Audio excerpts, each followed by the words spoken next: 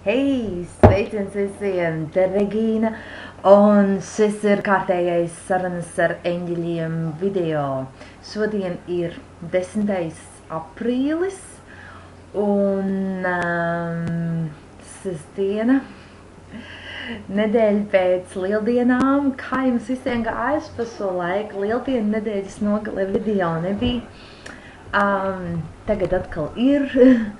Es ceru, ka jums jaukas lieldienas bija un ar raibām molām un daudz visa kā jauka. Es jums varu atsūtīt havaiskas sveicienu. Tās gan nav olas, tās ir vietējās puķes. Viņas aug kokos. Tās ir tās, pat nezinu latvisko nosaukumu. Domāju, ka es pat anglisko nosaukumu nezinu. Bet tās ir viens no tām puķiem, kuras sprauž matos. Ja sieviete ir precējusies labajā pusē, ja neprecējusies kreisajā pusē. Pēc tā var pateikt, kā tad nu ir, kura ir brīva.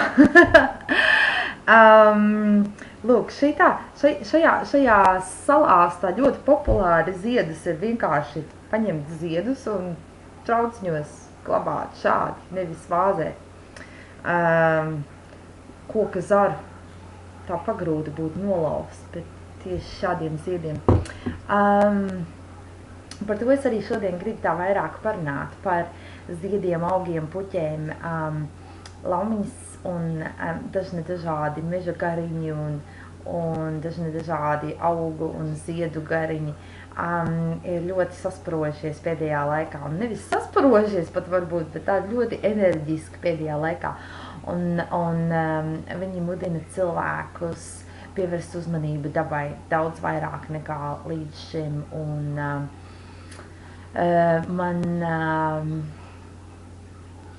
man tika uzdots jautājums, šķiet tas bija vakar par ziediem, un paldies par jautājumu,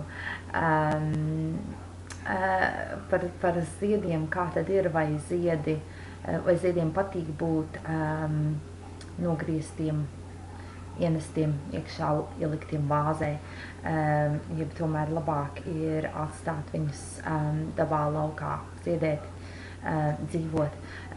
Atbilde ir tāda pavisam vienkārši. Ziediem patīk būt istabā, ziediem patīk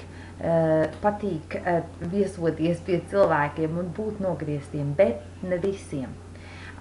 Ziediem, kokiem, augiem, ne visiem. Un ko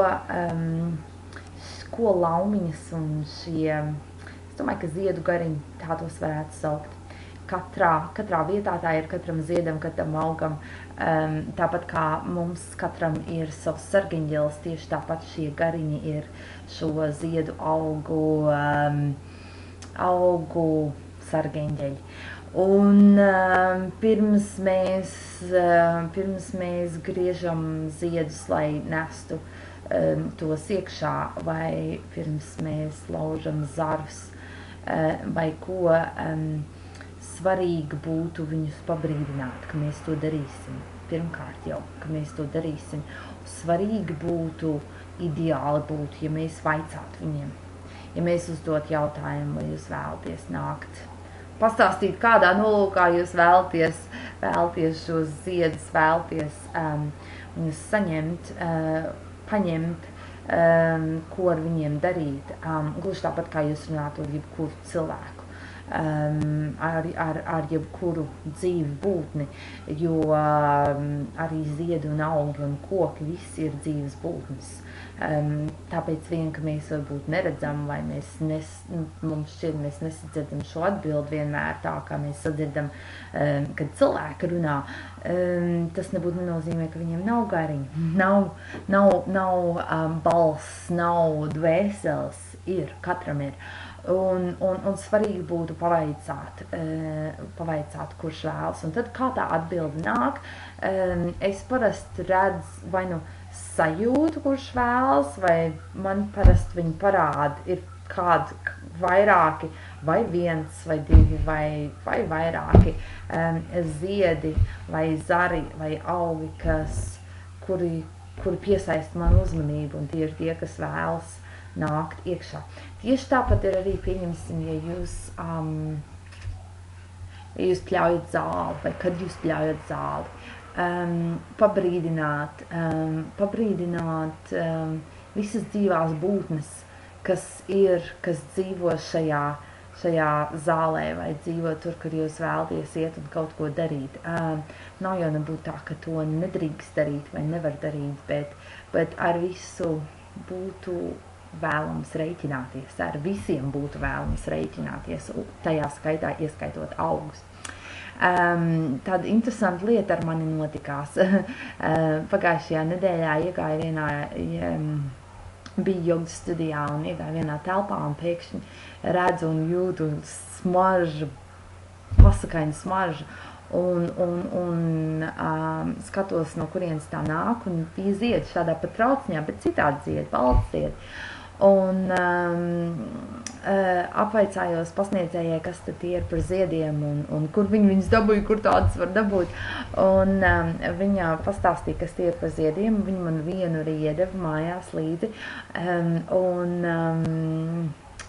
Tie, kas mani vairāk zina, droši vien zina, varbūt atcerās, ka es neesmu nekad bijis tāda ļoti apdāvināta ar prasmi rīkoties ar ziediem un ar augiem. Es atceros, kā studiju laikos mana dārgā draudzene un istabiņas biedrene Kristīna, viņas augi un puķis vienmēr zaļoja un plauka un ziedēja, un manējās vienmēr nobeidzās.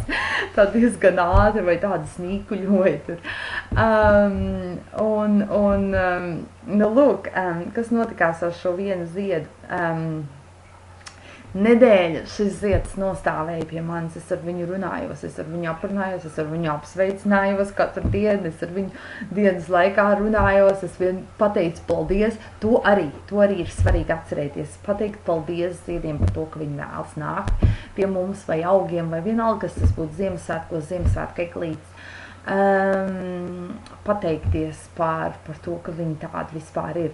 Un to es arī darīju šim ziedam. Es pat izmantoju šo ziedu var arī likt uz ķermeņa, pieņemsim jau kaut kas, ja mēs vēlamies vienkārši izbaudīt šo ziedu vai šo augu enerģiju, kāda tā ir, vai arī mēs vēlamies izmantot viņas dziedināšanai.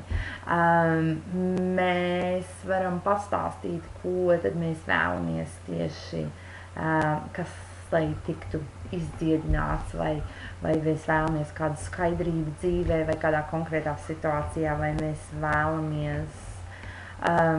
vēlamies kādu īpašību, vai kādas viedas domas, lai mūsos rodas.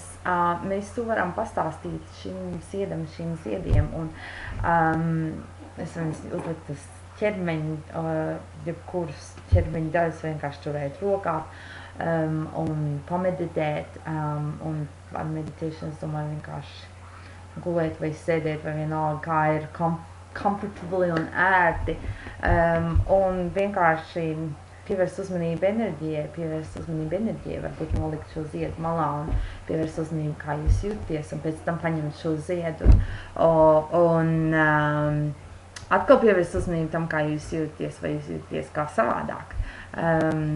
Nu, lūk, tas tad par ziediem tā ļoti īsi, ziediem un augiem un jebko. Un, jā, atcerieties, iesaku jums atcerēties vienmēr, pabrīdināt ziedus un augus, pirms jūs kaut ko ar viņiem darāt. Un pateikties viņiem par to, ka viņi tādi ir. Un ar to arī šodienas ziņa ir galā, jo ir pienākušas pagājušas gandrīz 10 minūtes. Pavasaris tagad sākas un daudz dažādu augu un ziedu būs. Hei, tā tāda svarīga ziņa par augiem un zaļumiem. Paldies jums visiem, ka klausījāties. Sveiciens visiem. Te Regīna, šīs bija sarunas ar eņģeļiem. Un, hei, ja jums ir kāda doma un kāda ziņa, par ko vēl parunāt, dodiet man ziņu. Atā!